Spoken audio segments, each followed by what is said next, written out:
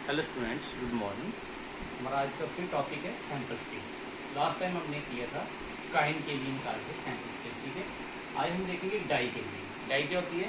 जैसे आप गेम खेलते हो, कौन सी लूडो गेम खेलते हो, उसमें डाई होती है जिसमें 6 आउटकम्स होती हैं। 6 डॉट बढ़ते हैं, एक 1 वाला, फिर 2 वाला, फिर 3 वाला, इस तरह से, फिर 4 वाला, 4 1 2 3 1 2 3 4, फिर 5 वाला, फिर 1 2 3 4 5, और इस तरह से इसके ऊपर डार्ट पड़ेंगे। मतलब 6 इसकी आउटकम, 1 2 3 4 5 6। इसकी कितनी आउटकम्स होंगी? 6 होंगी, ठीक है। आउटकम्स मीन्स इसकी इवेंट्स जो भी होंगी 6 होंगी। तो इसकी सैंपल स्पेस क्या होगी? 6 ओनली व्हेन एक 1 डाई के लिए, ठीक है। When a single die is thrown, जब हम एक डाई थ्रोन करेंगे उसके लिए सैंपल स्पेस क्या होगी? हमें पता है जहाँ 1 आ सकता है, जहाँ 2 आ सकता है, जहाँ 3 आ सकता है, जहाँ 4 आ सकता है, जहाँ 5 आ सकता है, जहाँ 6। टोटल कितनी होगी? इसके 6 चांस है, मीन 6 रेज पावर 1। एक ही डाई थ्रोन की है, उसकी पावर 1 रहेगी, 6 आंसर आएगा, ठीक है। इसकी 6 पॉसिबिलिटी है, ठीक है। अगर 2 के लिए हो, व्हेन 2 डाइस आर थ्रोन, देखिए इसके लिए सैंपल स्पेस कैसे होगी? एक डाई के लिए थी 6 की पावर 2, 2 के लिए क्या हो जाएगी? 6 की पावर 2, ठीक है। 6 की पावर 2 मीन्स 36 आउटकम्स होंगी। तो वो कैसे निकलेगी? देखिए हम इस तरह से निकालेंगे। फॉर एग्जाम्पल पहली डाई है, उसका 1 आया, और दूसरी डाई है, उसके लिए भी 1 आ सकता है, ठीक है। 1 के साथ कितने पेयर बन जाएंगे? हो सकता है पहली डाई का 1 हो, तो दूसरी बार दूसरी डाई का 2 आ जाए, इस तरह से। फिर हो सकता है 1 3 हो जाए, 1 4 हो सकता है, 1 5 हो सकता है, और 1 6 हो सकता है। ये पॉसिबिलिटी है सारी 1 के साथ। अब हो सकता है पहली डाई का 2 आ जाए, दूसरे में क्या आ जाए? ये 1 2 2 2 हो जाएगा, 2 3 हो जाएगा, 2 4 2 5 2 6, इस तरह से। फिर हो सकता है 3 वाले, 3 1 3 2 3 3 3 4 3 5 3 6, इस तरह से 4 1 4 2 4 5 4 6, सॉरी 4 3 4 4 4 5 एंड 4 6। फिर आ जाएगा 5 1 5 2 5 3 5 4 5 5 5 6।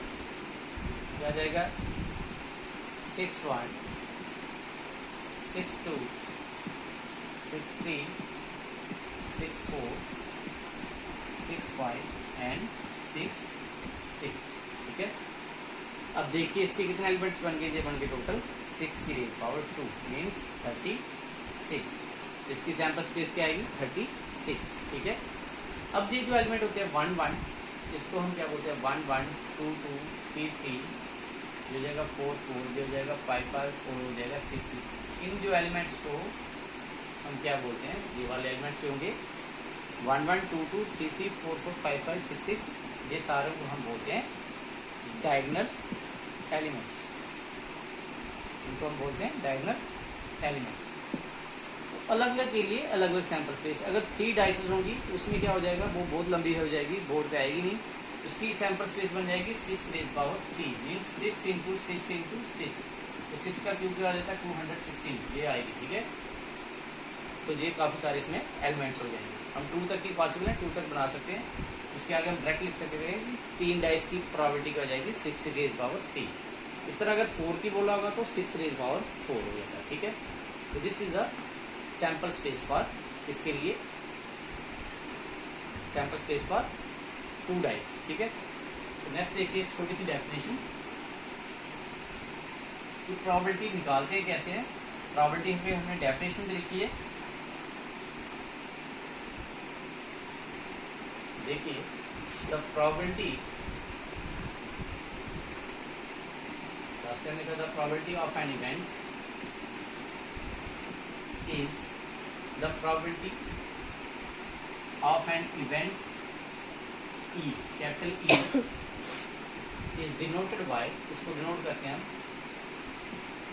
P of E and is defined as, उसको डिफाइंड कैसे करेंगे, as a mathematical language, and is defined as probability of E is equal to number of possible outcomes, जो भी पॉसिबल आउटकम्स होंगी, ठीक है, upon total number of outcomes, ठीक है, total number of outcomes.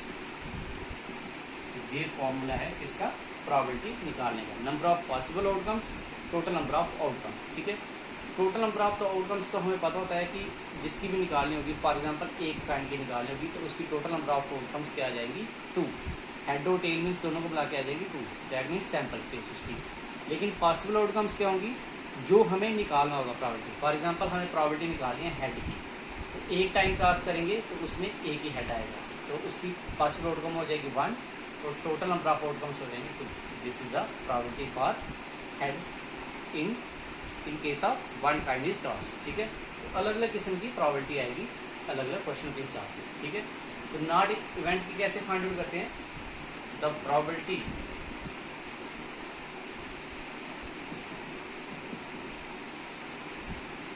of not event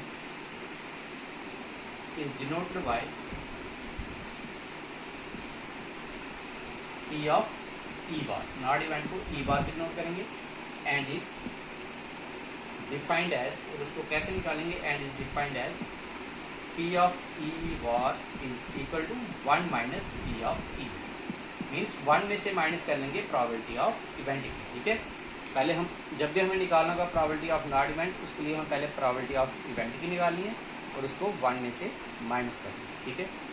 इस तरह से हम फाइंड आउट कर सकते हैं प्रोबेबिलिटी ऑफ नॉट इवेंट की और प्रोबेबिलिटी ऑफ इवेंट की, ठीक है। तो बातें करेंगे next time. Thank you, have a nice day.